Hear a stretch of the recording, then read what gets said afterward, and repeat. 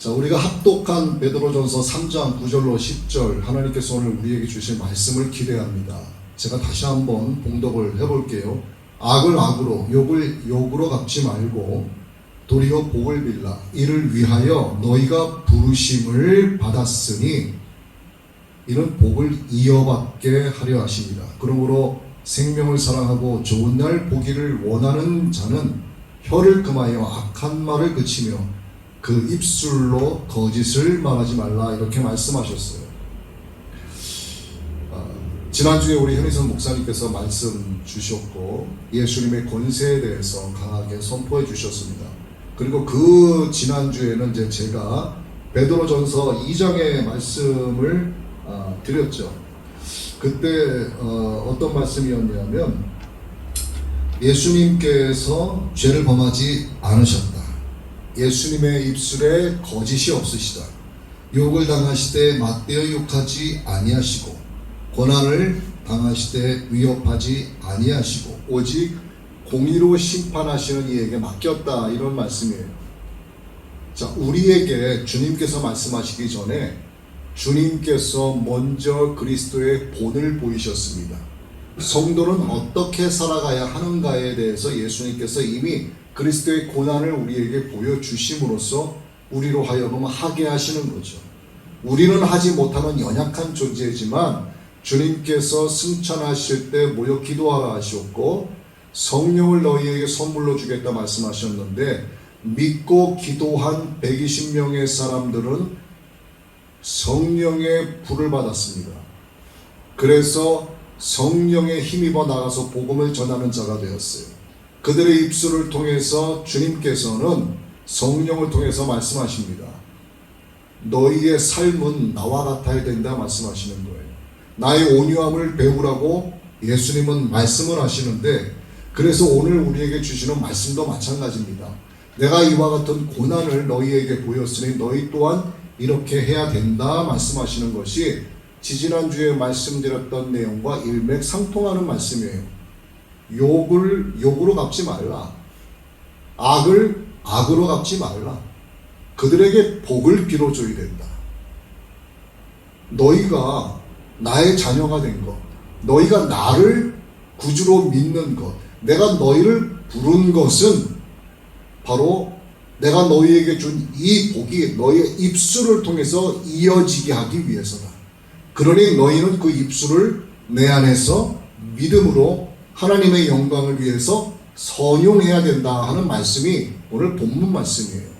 저는 오늘 결론부터 여러분께 말씀을 드렸습니다. 이 결론을 생각하시고 잘 들으셨으면 좋겠어요.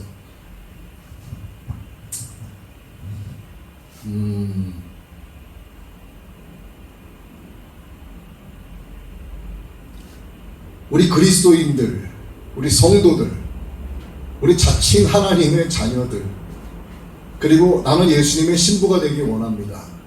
이러한 믿음 안에서 신앙생활을 하고 있는 우리 그리스도인들도요, 악이나 욕으로 갚을 수밖에 없는 상황을 참 많이 만나게 돼요. 그러한 일들이 우리의 삶에서 일어나지 않을 수 없습니다. 직장에서도 마찬가지예요.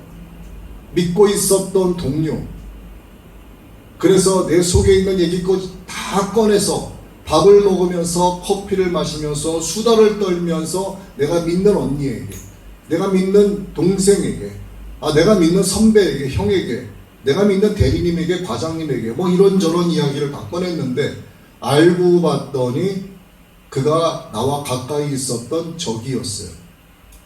내가 있는 속의 이야기를 돌고 돌아서 다시 내가 듣게 되는 경우가 우리가 살면서 많이 만납니다. 이러한 일뿐만이 아니라 정말 속에서 치밀어 오르는 많은 일들이 있어요. 그런데 예수님은 말씀하십니다. 악을 악으로 갚지 말고 욕을 욕으로 갚지 말라. 오히려 그들을 위하여 축복하라. 그들을 위하여 중보하라. 이렇게 말씀하고 계세요. 예수님은 누가복음 6장에서 뭐라고 말씀하셨냐 하면 여러분 너무나 많이 들었던 말씀입니다. 원수를 사랑하라. 너를 미워하는 자를 선대하라. 저주하는 자를 축복하라. 너를 모욕하는 자를 위하여 기도하라. 너 이 뺨을 맞으면 저 뺨도 돌려대라. 너의 겉옷을 달라고 하면 속옷까지 벗어줘라. 네 것을 달라고 하면 그냥 주어라. 그리고 주고 난 뒤에는 다시 달라고 하지 말라. 예수님께서요, 우리에게 말도 안 되는 이러한 것들을 하라고 말씀하십니다. 이건 저도 못해요. 여러분도 못합니다. 누가 내가 갖고 있는 것을 달라고 하면 그걸 어떻게 줄 수 있겠어요? 잠시 동안 믿는 사람이라면 빌려줄 수 있겠지만 그리고 다시 달라고 하지 말래요.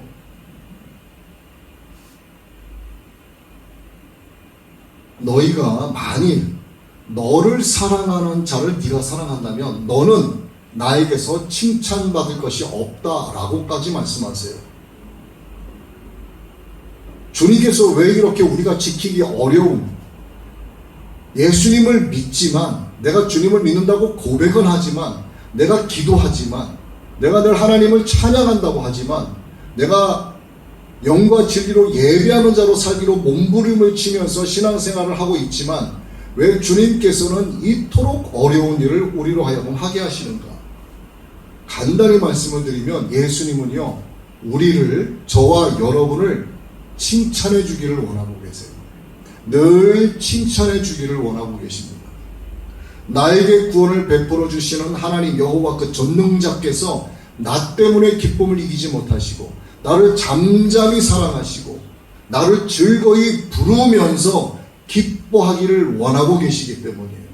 예수님께서 우리를 부르시는 이유는 유업으로 우리가 받은 게 뭡니까? 하늘의 복이에요. 은혜의 복, 생명의 복, 영원한 삶을 살아갈 수 있는 이 복을 우리가 이어가는 자가 되기를 원하시기 때문에 우리를 부르신 거예요. 우리를 하나님의 자녀로 삼으신 이유는 다시 정리하면 하늘의 복, 영생의 복, 하나님 나라의 그 복을 우리가 그대로 이 땅에 육신으로 사는 동안 이어가는 자가 되기를 원하시기 때문에 부르셨다. 이게 오늘 본문 말씀이에요. 한 가지 더 결론을 말씀을 드릴까요? 우리가 하나님의 복을 유업으로 받았는데 이 유업으로 받은 이 하나님의 복을 어떻게 이어갈 수 있는가? 말로 이어가는 거예요. 전도는 어떻게 합니까? 결국은 우리의 삶을 통해서 예수님의 향기를 드러낼 수밖에 없는 신앙인의 길을 살아가지만 결국 결론은 말로 하게 되는 거예요. 예수님 믿으세요. 예수님 믿어야만 구원받습니다. 자, 지난날 하나님께 회개하고 이제 예수님을 영접하는 기도를 해야 합니다. 이렇게 우리가 말로 전달한단 말이죠. 그럼 이것을 전달받은 사람은 결국 말로 자신의 죄를 회개하고 말로 내가 예수님을 영접했다 고백을 하게 되는 거예요. 너희가 마음으로 믿어 의에 이르고 입으로 시인하여 구원에 이르느니라 말씀하셨잖아요. 결국 사람의 혀가 얼마나 중요한지를 말씀하고 계시는 거예요. 제가 가지고 있는 성경, 지난주에 제가 말씀드린 그리스도께서, 예수님께서 악을 악으로 갚지 않으셨다. 욕을 욕으로 갚지 않으셨다. 모든 것을 공의의 하나님께 맡겼다라고 했어요. 이것의 소재가 뭐라고 나와 있냐면 그리스도의 고난이라고 되어 있습니다. 이것이 고난인 거예요. 예수님께서 이러한 고난을 겪으셨기 때문에 너희도 이러한 고난을 마땅히 감수해야 된다라고 말씀하시면서 내가 너희를 부른 이유가 무엇인데 너희가 좋은 날 보기를 사모하고, 좋은 날은 새 예루살렘 성 안으로 들어가는 걸 이야기합니다. 생명을 사랑하는 자, 예수 그리스도를 사랑하는 자, 그러기 위해서는 너희 말 조심해라 합니다. 너 혀 쓰는 것 조심해라. 악용하지 말라. 하나님의 영광을 위해서 사용해야지 악용해서는 안 된다. 늘 주를 위하여 선용하라 말씀하시는 거예요. 여러분, 원수 같은 사람 주변에 있을 거예요. 정말 주는 거 없이 미운 놈 있을 겁니다. 여러분 사랑할 수 있어요? 못 사랑합니다. 사랑할 수 없어요. 여러분을 저주하는 사람, 모욕하는 사람, 내가 뭐 그에게 해코지한 것도 없는데 나를 시기하고 질투하는 사람, 여러분 그에게 선한 마음으로 대응할 수 있어요? 못합니다. 너를 미워하는 자로 선대하라 말씀하셨는데 우리 선대 못해요. 너를 저주하는 자를 위하여 너는 그를 위하여 기도하라. 기도 못합니다. 너의 것을 달라고 막무가내로 말하는 사람에게 줄 수 있어요? 준 다음에 다시 달라고 말할 수밖에 없는데 주님은 그것마저도 달라고 하지 말라고 말씀하세요. 물론 이것이 말씀에 기록된 대로 문자적인 직접적인 의미도 있지만 이것은 또 뒤에 숨어있는 이면적인 의미가 더욱더 깊습니다. 하나님의 사람으로 살아가기 위해서는, 예수 그리스도의 신부로 살아가기 위해서는, 주님의 온유함을 닮아가기 위해서는 그리스도인으로서 마땅히 겪을 수밖에 없는 고난이 이 땅에 존재한다는 것을 말씀하시는 건데, 그것이 사람의 입을 통해서 우리 그리스도인이 가장 힘든 그러한 삶을 살아갈 수도 있다 하는 것을 또 우리에게 말씀하고 있는 거예요. 그런데 우리가 그들을 위해서 기도하기도 합니다.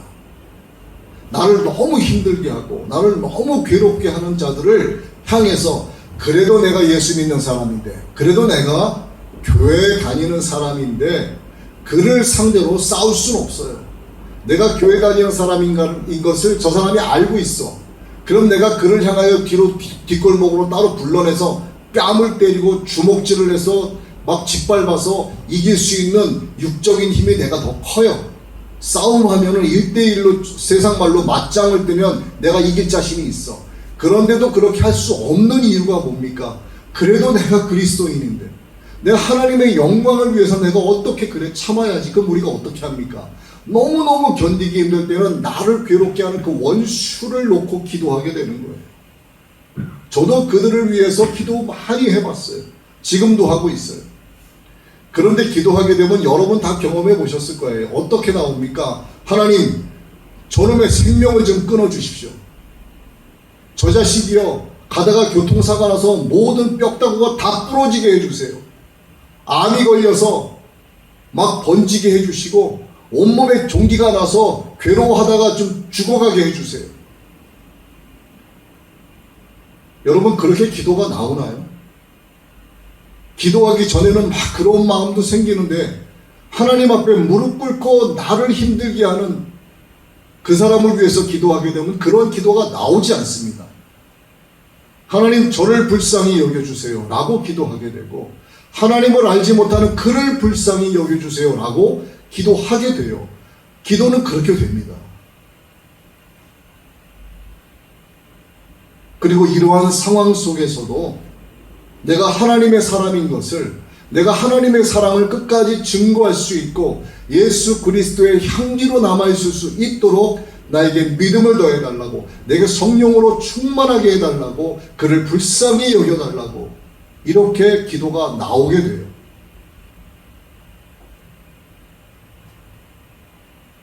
주님께서 그렇게 하셨기 때문입니다.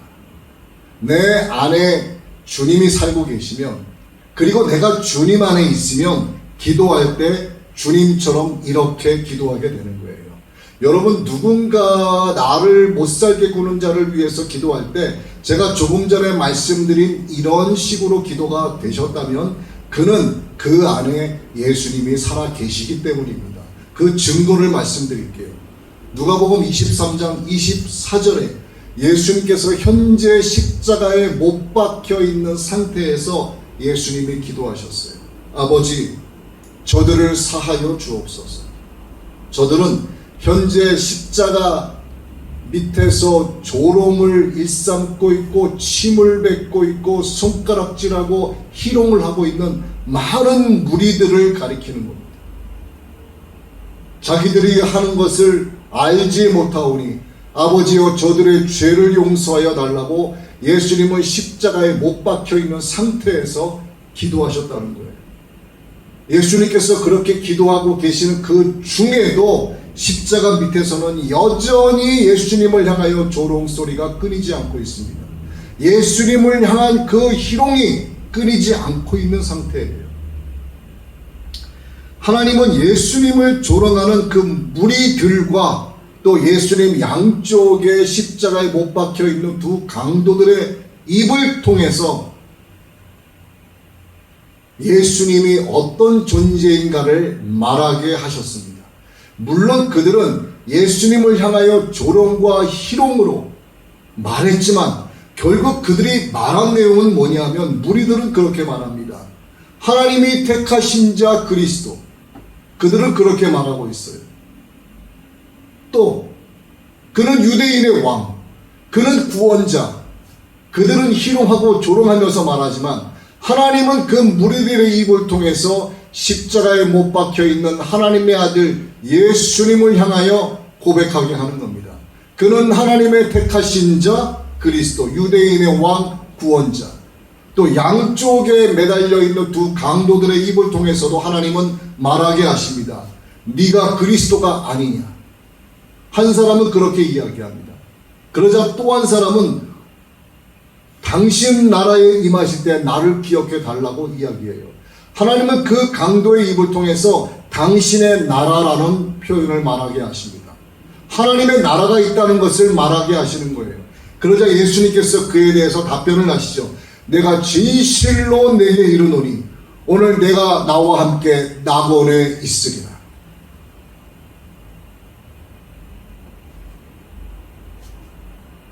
예수님께서 숨이 끊어지신 이후에 예수님을 향하여 섰던 한 사람이 있었어요. 바로 로마 군병 중에 한 사람, 바로 백부장입니다.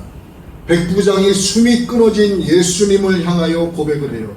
이 사람은 진실로 하나님의 아들이었도다. 우리가 육의 눈으로 십자가에 못 박혀 있는 예수님을 봤을 때는 수많은 사람들로부터, 대부분의 사람들로부터 희롱당하고 조롱당하는 것처럼 보이지만, 영의 귀를 열고 영의 눈으로 그 광경을 바라보면 하나님은 수많은 무리들과 유대 종교 지도자들, 대제사장, 바리새인들, 서기관들과 또 로마 군병들의 입을 통해서 십자가에 달린 두 강도를 통해서 하나님이 택하신 자 그리스도라고 고백하게 하시는 겁니다. 그는 구원자라고 말하게 하시는 거고, 그는 유대인의 왕이라고 말씀하게 하시는 거고, 그는 진실로 하나님의 아들이라고 고백하게 하시는 거예요. 이게 하나님의 능력입니다. 예수님께서 대체 이러한 끔찍한 고통을 받으시면서까지 이 땅에 인간으로 오신 이유가 무엇인가? 왜 이렇게 고난을 사서하시는가? 말씀하시죠. 나는 섬김을 받으려 함이 아니요, 나는 도리어 섬기려 하고 나의 목숨을 많은 사람들의 대속물로 주려 함이라. 이렇게 말씀하세요. 그러나 오늘 본문에서 주님은 우리에게 이렇게 말씀하고 계십니다. 우리가 하나님의 유업을 복으로 받은 자로서 부르심을 입었다는 사실을 우리로 하여금 깨닫게 해주시기 위해서 오신 거예요. 하늘의 복, 하나님의 유업을 우리가 받은 자인데 너희가 그래서 나에게 부르심을 입은 자들이다 하는 사실을 가르쳐 주시는 거예요. 그런데 여러분, 자칫 오늘 하나님께서 우리에게 주신 이 말씀을 해석을 잘못하게 되면 좀 문제가 발생할 수 있어요. 인본주의 신앙으로 바뀔 수가 있습니다. 기복주의 신앙으로 바뀔 수가 있어요. 하나님의 복을 받기 위해서 타인을 축복해야 된다라고 해석이 가능할 수 있어요. 이건 잘못된 거예요. 하나님의 복을 받기 위한 조건으로 남에게 복이 있는 말을 하고 축복의 메시지를 전해라. 오늘 주는 본문의 말씀은 그런 의미가 아니라는 겁니다. 악을 악으로 갚지 아니하고 욕을 욕으로 갚지 않는 것은 단순히 하나님의 복을 받기 위한 수단으로 사용해서는 안 된다는 뜻이에요. 오늘 하나님께서 우리에게 주시는 이 본문은 하나님께서 이 땅에 예수님이라고 하는 구원자로 오셔서 우리를 부르신 것은 하늘의 복을 받은 우리가 마땅히 그 생명의 복을, 은혜의 복을, 그 구원의 은혜의 복을 타인에게 전해줘야 한다는 의미로 받아들여야 되는 거예요. 마땅히 성도로서 해야 할 본분을 말씀하시는 겁니다. 우리에게 기복주의 신앙을 가르치시는 게 아니에요. 성도의 삶은 나와 같아야 된다라고 말씀하시는 겁니다. 그러니 원수까지도 사랑하라. 그러니 그들을 위해서 축복하라, 기도하라, 선대하라, 이렇게 말씀하시는 거죠. 그런데 그렇게 하는 자가 바로 생명을 사랑하는 자고, 그렇게 하는 자가 좋은 날을 바라볼 수 있는 자다, 이렇게 결론 내시는 거예요. 그런데 중요한 것은 뭐냐? 그렇게 되기 위해서는 너희 혀를 금하는 자가 되어야 한다. 그렇게 하기 위해서는 너희 악한 말을 그쳐야 한다. 하나님의 영광을 위해서 하나님 나라의 복을 유업으로 받는 자가 되어서, 그렇게 부르심 입은 자가 되어서 이 복을 이어가게 하기 위해서는 악을 악으로 갚지 말고 욕을 욕으로 갚지 말라. 그리고 지지난주에 말씀드린 대로 침묵하고 그 모든 것을 공의의 하나님께 맡겨야 된다라고 말씀하시는 거예요. 악을 악으로 갚지 않고 욕을 욕으로 갚지 않는다는 말씀 속에는 거짓말하지 말라는 의미까지 들어가 있습니다. 과장하지 말라는 의미까지 들어가 있어요. 성경대로라면 과장하는 것도 역시 거짓말입니다. 그러면서 그들을 위해서 복을 빌어주라 말씀하시죠. 너희는 복을 빌어주는 일로 부르심을 입은 자들이니 마땅히 그 복이 이어지도록 해야 한다 말씀하시고, 그 자가 바로 생명을 사랑하는 자고 좋은 날을 보기를 원하는 자며 그가 그날을 보게 된다 말씀하시는 거죠. 결국 하나님의 복을 이어가게 하는 것은 사람의 말을 통해서 이어지는 거예요. 서두에도 말씀을 드렸죠. 결론은 사람의 혀를 통해서 그 복이 이어지게 됩니다. 여기서 우리가 한번 혀에 대해서 생각을 했으면 좋겠어요. 누구나 갖고 있는 혀, 벙어리도 혀를 갖고 있습니다. 모든 동물들이 혀를 갖고 있습니다. 근데 그 혀가 사악하고 악한 독을 품은 뱀의 혀를 갖고 있느냐, 아니면 하나님께 선용되어지는 도구로서의 혀를 갖고 있느냐, 둘 중에 하나예요. 사람의 혀가, 이 사람의 혀를 의인화했을 때 이 사람의 혀는요, 자기가 사는 집이 있어요. 그 집이 어디예요? 여러분 머릿속에서 생각하시겠지만 사람의 혀가 사는 집은 바로 사람의 입 안입니다. 혀의 집은 사람의 입 안이에요. 우리는 단순하게 이렇게 생각할 수 있겠지만 여러분 지금 본문 말씀을 잘 들으셔야 돼요. 성경은 혀가 살고 있는 이곳을 아주 섬뜩하게 말씀하고 있습니다. 여러분들이 성경을 그동안 읽으시면서 이 구절을 읽으셨는지 기억이 나시는지 모르겠지만 로마서 3장 13절로 14절의 말씀에 사람의 혀가 사는 곳이 어떤 곳인가 하는 말씀이 기록이 되어 있어요. 그곳은 열린 무덤 속 같으며 속임을 일삼으며 독사의 독이 있고 저주와 악독이 가득한 곳이라. 사람의 입안이 어떤 곳이라고요? 악의가 가득한 곳이랍니다. 독사의 독이 있는 곳이랍니다. 저주와 악을 품었다고 합니다. 열린 무덤 속 같다고 합니다. 속임을 일삼는 곳이라고 합니다. 사람의 입안이 바로 그런 곳이래요. 이러한 곳을 여러분은 갖고 있습니다. 그 안에 여러분의 혀가 살고 있는 거예요. 이거를 조금 풀어서 말씀을 드려볼까요? 그곳에 사는 혀는 어둠이 깊은 악한 마음의 길목, 악한 마음의 길목인 목구멍을 지배하고 있는 게 혀예요. 언제든지 자기가 원할 때 입을 벌려서 저주와 악독을 쏟아낼 수 있는 것이 바로 혀입니다. 또 있어요. 그 혀가 여러분 얼마나 이기적인지 바로 부자와 나사로의 이야기에서 부자의 입술을 통해서 그 혀의 이기심을 우리가 발견할 수가 있습니다. 나사로는 천국에 가서 아브라함의 품에 안겨 있었지만 부자는 저 건너올 수 없는 곳 저 지옥 건너편에서 아브라함과 나사로를 향하여 간절히 애를 타게 간구를 합니다.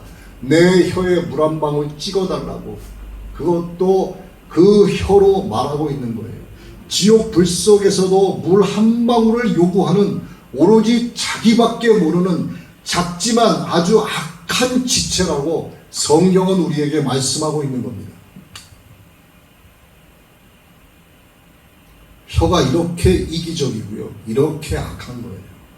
그래서 성경은 이 혀에 관해서, 말에 관해서 그리스도께서 친히 고난을 보이심으로써 너희도 이렇게 해야 된다는 것을 아주 많은 분량을 차지하면서까지 말씀하고 있는 거예요. 이 혀를 악용하지 말고 이 혀를 하나님의 영광을 위해서 선용하고 너희가 부르심을 받은 이유는 하늘의 복을 받은 자로서 그 복을 유업으로 이어가는 자가 되게 해야 된다. 결국 그것은 사람의 말을 통해서 이어간다. 이 말씀을 하고 계시는 겁니다. 야고보서 3장 8절로 9절의 말씀 여러분 잘 경청하시기 바랍니다. 혀는 능히 길들일 사람이 없나니 이 세상 사람 누구라도 그 상대의 혀를 능히 길들일 사람이 없습니다. 여러분 과거 우리나라 조선시대 고려시대 그 이전에 우리나라뿐만이 아니라 과거에 요즘은 뭐 그런 나라가 거의 없는 걸로 알고 있습니다만 왕을 대적하거나 반역죄를 저지르거나 적국의 왕을 잡아오거나 할 때 여러분 어떤 형벌을 내렸는지 아세요? 혀를 잡아 꺼내가지고 혀를 잘랐어요. 말하지 못하게. 혀 자르고 말하지 못하면 그냥 끝나는 겁니다. 그 인생. 그만큼 혀가 중요한 거예요. 혀는 능히 길들일 사람이 없나니 쉬지 아니하는 악이요 죽이는 독이 가득한 것이라. 이것으로 우리가, 자 여기서 잘 들어보세요. 이것으로 우리가 주 아버지를 찬송하고 또 이것으로 하나님의 형상대로 지음받은 사람을 저주하느니라. 혀에 대해서 소개하죠. 능히 길들일 사람이 없는 이 혀는 쉬지 아니하는 악이요 죽이는 독이 가득한 것인데 이 혀가 주 하나님 아버지를 찬송한답니다.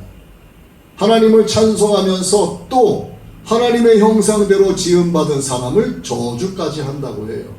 한 혀로 하나님을 찬송하고 그 혀로 사람을 저주하고. 이것을 제가 갖고 있어요. 이것을 여러분이 모두 갖고 있습니다. 81억 명의 모든 인간들이 다 갖고 있어요. 이것을 어떻게 하나님의 영광을 위해서 선용을 할까? 성경에 우리가 믿음의 본을 받아야 할 믿음의 선배들이 너무나 많지만 저는 오늘 욥기 40장 4절에 등장하는 욥을 말씀드리고 싶어요. 그리고 사도 바울을 예를 들고 싶습니다. 이 욥과 이 사도 바울처럼 날마다 자기 자신을 죽이는 자가 되지 않으면, 내려놓지 않으면 이 혀는 결국 악용될 수밖에 없습니다. 지옥에 가서 내 혀에 물 한 방울 달라고 애걸복걸하는 그 이기주의 혀를 놀리고 있는 그 부자와 같이 살아갈 수밖에 없는 거예요. 또 한 가지, 우리가 하나님의 부르심의 목적에 합당한 자로 살아가기 위해서는 혀의 뿌리를요, 악한 생각과 마음에서 하나님의 말씀의 숲으로 옮겨 놓아야 합니다. 늘 하나님의 말씀대로 살아가기 위해서 정말 피땀 흘리는 몸부림을 쳐야 되는 거예요. 신앙인의 길은 결코 쉽지 않습니다. 그리스도인의 삶은 굉장히 어려운 거예요. 그래서 하나님께서 인간의 육신을 입고 이 땅에 오셔서 고난을 당하신 거예요. 얼마나 인간으로 사는 것이 어려운지. 그러나 하나님을 떠난 인간의 삶은 호화로울 수 있고 즐거울 수 있습니다. 내 하고 싶은 대로 다 할 수 있어요. 그러나 하나님 안에서 사는 지체의 삶은 그렇게 만만한 삶이 아닙니다. 혀부터 통제를 해야 됩니다. 내 혀를 하나님께 맡겨야 되는 거예요. 내 혀에 하나님의 영광을 위해서 파수꾼을 세워야 됩니다. 그래야만 좋은 날을 보는 자가 되는 것이고, 그래야만 생명을 사랑하는 자가 되는 것이고, 그래야만 오늘 설교 말씀의 제목대로 하나님의 부르심의 목적에 합당한 자로 살아가게 되는 거예요. 그러기 위해서는 너희는 악을 악으로 갚지 말고 욕을 욕으로 갚지 말라 말씀하시는 겁니다.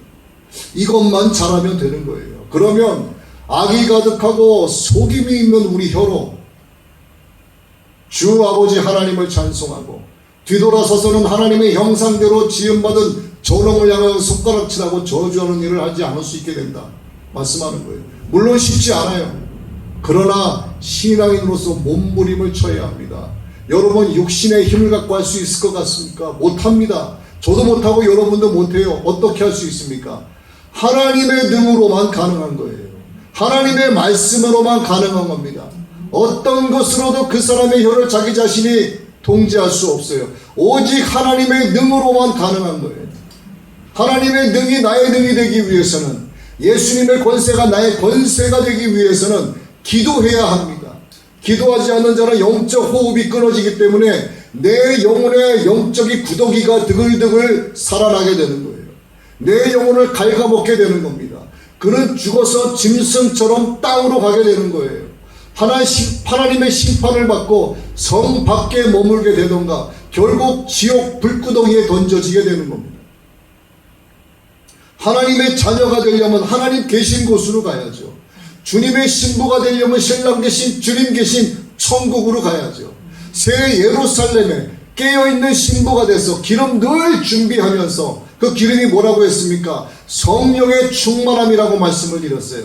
성령의 충만은 기도하지 않는 자에게는 오지 않습니다. 그래야만 신랑 대신 주님의 손을 잡고 집 안으로 들어갈 수 있는 겁니다. 좋은 날을 보게 된다는 영적 해석이 바로 새 예루살렘 성문 안으로 들어간다는 뜻이에요.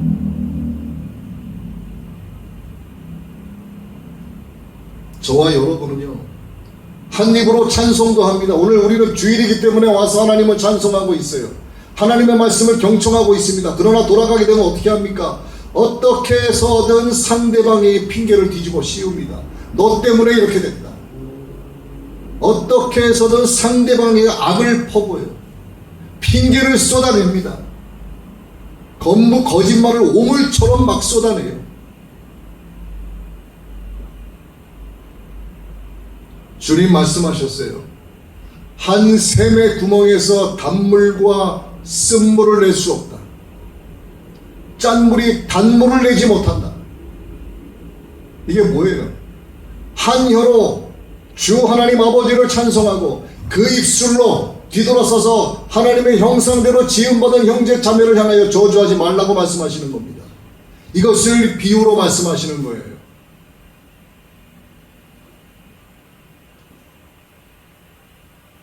선한 사람은 마음에 쌓은 선에서 선한 것을 내고, 악한 사람은 마음에 쌓은 악에서 악을 쏟아냅니다. 여러분, 내 마음이 하나님의 영광으로 가득 차 있고 내 안에 예수 그리스도의 생명이 충만하고 주의 성령께서 내게 임재하고 계시는데 그 입을 열어서 상대방을 향하여 저주를 쏟아낼 수 있을까요? 못합니다. 내 안에 악이 가득하고 독이 가득하고 속이는 마음이 가득합니다. 사망 권세로 가득한 내 마음의 목구멍을 주관하고 내 혀가 내 안에 있는데 그 혀로 상대방을 축복할 수 있을까요? 그 사람을 향하여 하나님의 복을 받으라고 그 사람을 위해서 여러분 기도할 수 있을까요? 절대로 못합니다. 제가 한 날짜를 지금 말씀드릴 거예요. 2024년 올해 3월 21일 오후 1시 30분에서 시작해서 25분 동안 제가 들었던 내용을 제가 녹음해 놨습니다. 아직도 그 녹음 내용을 갖고 있어요. 어떤 목사가 저에게 했던 이야기입니다. 어떤 기독교 단체가 있어요. 그 기독교 단체에서 거기에서 뭐 이것저것 배우기도 하고 뭐 그런단 말이에요. 근데 거기에 배우는 분들은 100% 목사님들이에요. 배우다가 다른 사정이 있어서 거기서 이제 탈퇴를 할 수도 있지 않습니까? 그렇게 되면은 그를 향하여 그 단체에서 욕을 합니다. 아니, 저주를 퍼부어요. 제가 들은 그대로 말씀을 드릴게요. 하나님이 그를 버렸다. 그는 자손 3, 4대까지 저주를 받는다. 그곳에 있는 모든 스텝 목사가 똑같이 그렇게 이야기합니다. 거기에 세뇌가 된 사람들, 거기에 영적 가스라이팅 된 목사님들이 개인 사정 때문에 그곳에서 나오고 싶어도 그 말 때문에 못 나와요. 내가 나가면 나를 향해서도 그렇게 이야기하겠지. 그래서 제가 스텝 목사 가운데 중심이 되는 사람하고 둘이 앉아서 대담을 했습니다. 거기에 증인으로서 어떤 목사님이 함께 있었어요. 왜 그렇게 이야기하냐? 나가는 목사님들이 개인적인 사정으로 나갈 수 있고 경제적인 문제로 나갈 수도 있는데 왜 그렇게 이야기하냐 했더니 그 목사의 대답이 정말 가관이었습니다. 그것은 저주가 아니라 축복입니다. 그것은 저주가 아니라 축복입니다. 여기서 나간 목사는 하나님의 저주를 받아 나가게 된 것이고 하나님께 버림받았고 그의 자녀 3, 4대까지 저주를 받게 될 것이다가 축복으로 해석을 하는 거예요. 여러분, 저주하고 징계를 내리고 할 수 있는 분은 오직 하나님 한 분밖에 없어요. 우리는 하나님으로부터 예수 그리스도 이름으로 전할 수 있는 축복권을 받았지 저주권을 어떤 누구도 받지 않았습니다. 저주를 퍼붓고 이것을 축복이라고 말하는 것은 그 마음에 악이 가득히 쌓여 있기 때문에 그렇게 이야기하는 거예요. 그러면서 자기 자신들을 합리화시키는 것을 보고 진짜 사기 무거운 재터리가 있으면요 진짜 한 대 때리고 싶었어요.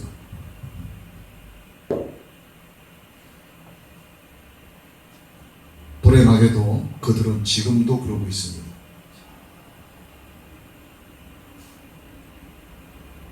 자, 우리가 남 얘기만 할 것이 아니라 저와 여러분을 한번 볼까요? 여러분 멀리 갈 것도 없어요. 여러분 지난 한 주간 어떻게 생활하셨습니까? 여러분 지난 한 주간 여러분의 입을 열어서 여러분의 목, 입 안이라고 하는 집에 살고 있는 여러분의 그 혀가 어떻게 생활했는지를 한번 돌이켜보세요. 나는 상대에게 축복을 해줬나? 아니면 핑계를 대서 상대방을 모함했나? 악을 쏟아냈나? 내가 뱀의 혀로 사용했나? 하나님의 영광을 위해서 선용하였는가? 한번 돌이켜 생각해 보시기 바랍니다. 아니면 이것도 저것도 아니에요. 난 아무 생각 없이 살았어.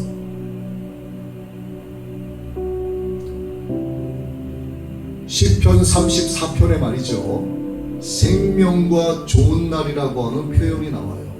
물론 이 시편 34편의 생명과 좋은 날이라고 하는 말씀은 이 세상과 관련된 표현입니다. 그러나 사도 베드로는 오늘 베드로전서 이 3장 본문 말씀을 통해서 시편 34편에 생명을 사랑하고 좋은 날 보기를 원한다는 이 말씀을 그대로 인용을 했는데 시편의 말씀처럼 세상적인 표현으로 인용한 것이 아니라 이것을 영적인 의미로 가지고 온 거예요. 바로 종말론적인 차원까지 확대하고 있는 겁니다. 생명이라고 하는 것, 예수 그리스도의 우리를 향하신 소망인 바로 영생을 사랑하는 자가 되기를 원하신다는 것과 좋은 날, 제가 조금 전에 말씀을 드렸죠. 장차 올 새 예루살렘을 의미하는 거라고 말씀을 드렸습니다. 그래서 그리스도인에게 영광을 가져다 줄 그날을 말하기 위해서 사도 베드로는 좋은 날 그리고 생명사랑이라는 것을 가져와서 인용을 한 겁니다. 영생을 소망하고 주님의 재림 이후에 펼쳐질 새 예루살렘을 소망하는 그리스도인이 되어야 한다라고 말씀을 하고 있는 거예요. 말씀을 마칩니다. 여러분, 그리스도인이라고 하는 거, 예수님의 신부로 살아가는 거, 하나님의 영광을 위해서 살아가는 거, 내가 주님의 향기가 되기를 원하는 거 그냥 되는 게 아닙니다. 내가 예수님 믿는다고 해서 주일 되면 가방 싸진 멋지고 교회 온다고 해서 되는 게 아니에요. 그리스도인은 만들어지는 겁니다. 하나님에 의해서 만들어지는 거예요. 예수 그리스도를 따라감으로써 만들어지는 거지 저절로 되는 게 아닙니다.